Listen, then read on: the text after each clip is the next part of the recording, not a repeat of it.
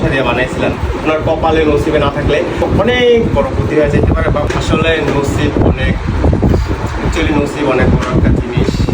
যাই হোক, সেটা হোক আপনার বা আমার,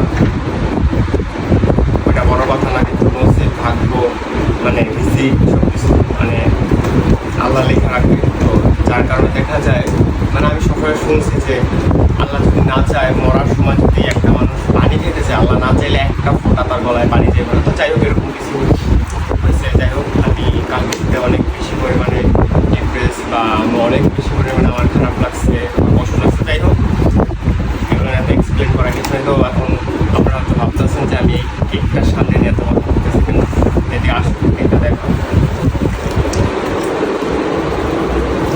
তো কেকটা অনেক ছোট হইতে পারে, বা কেকটার সাথে যে কতটা পরিমাণে ভালোবাসা জড়ায় আছে, বা আমার কতটা পরিমাণে আশা আকাঙ্ক্ষা বা কতটা পরিমাণে আবেগ, এটা একমাত্র আমি জানি।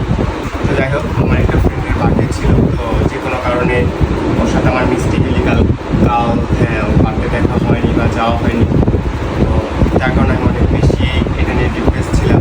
আসলে এটা ওকেও দোষ দেবো না, এটা আমারও দোষ না, এটা হচ্ছে আমাদের দুজনের কপালের দোষ। সব থেকে বড় কথা, একটা মানুষের নসিব। আসলে আমার কপালে ছিল না যে এত এক্সাইটমেন্ট ভাবে এই জিনিসটা ওর জন্য আমি কাটবো, বা ওরও নসিবে ছিল না যে আমার থেকে এই জিনিসটা ও পাবে। তো যাই হোক, আমার অনেক ইচ্ছা ছিল, যে কোনো কারণে হয় নাই। আর এটা বলে লাভ নাই। আর যেহেতু হয় নাই, এটা আসলে আরেকটা ফ্যাক্ট যে এটা হবেও না। হ্যাঁ, এটা আমি চাইলেও হবে না, আর কখনো ও চাইলেও আর হবে না। তাই কেকটা নষ্ট করে লাভ নেই। আর যেহেতু অলওয়েজ আমি আমার বান্ধবী রুমির বাসায় থাকি, তো ভাবলাম আমি একা খেয়ে লাভ নেই, কেকটা এখন খাইটা ওরে আমি দিয়ে যাবো, খাবে। আর বাকিটা আমি আম্মুর জন্য নিয়ে যাবো। এই কেক যদিও আমার গলা দিয়ে নামবে না। আমি ফার্স্টে ভাবছিলাম যে এই কেকটা আমি মানে ফেলে দেবো কিনা, তারপর ভাবলাম যে এত টাকার জিনিস নষ্ট করলে আল্লাহ নারাজ হবে, তো এই জন্য আর কি এটাও করবো না। তো যাই হোক, আসলে আমি কোনো কারণ এক্সপ্লেন করে বলতে চাচ্ছি না বা বলবো না, কিন্তু মানে যাই হোক, কেকটা কাটি। মানে আমি অনেক শখ, অনেক আশা, মানে অনেক ভালোবাসা দিয়ে বানাইছিলাম।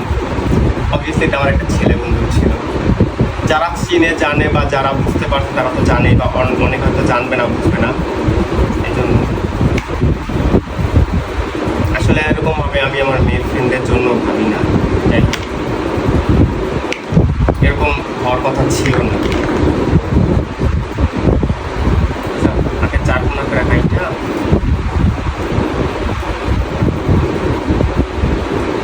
অবশ্যই আপুর পেজের কেক অনেক মজা আছে।